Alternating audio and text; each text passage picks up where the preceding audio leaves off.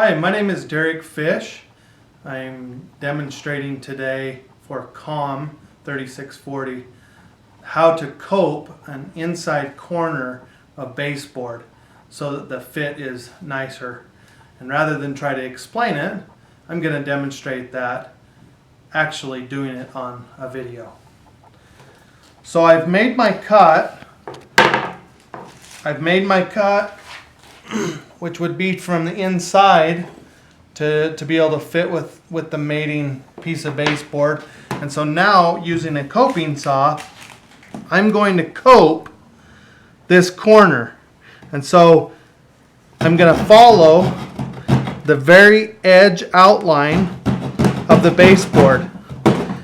And by doing this, this gives you a nice clean mating corner.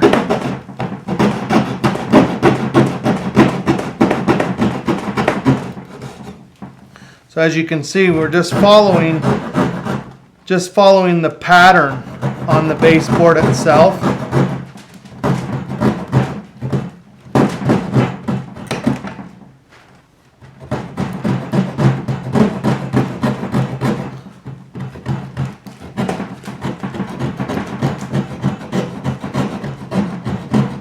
So as you follow that shape that's on the baseboard, we begin to see that that's going to mate right in.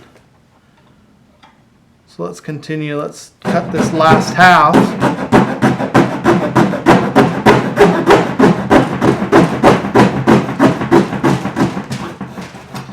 The reason why we cope a corner rather than just an inside 45 is because when you're in a state where temperatures go hot and cold and there's expansion and reduction in the wood, then an inside 45 has the tendency to open up a gap. And so by coping the corner, you don't get any of that effect. So let's get this last little portion.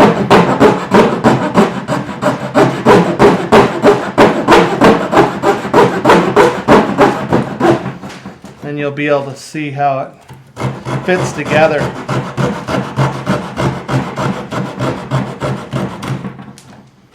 This is a really good practice when you're doing those.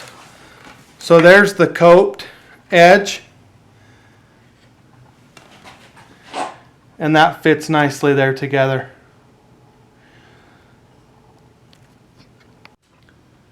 Okay, so now that we've completed the coping portion of this exercise, it's a good idea to get, because it's a rough cut from a coping saw, in order for it to mate nicely, I always take a piece of sandpaper and just do some very light finish sanding, and that just gives it a better, tighter fit.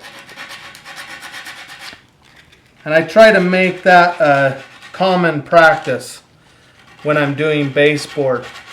It doesn't take very much. Matter of fact, it should be very light. If you've coped properly, you should get a really nice fit.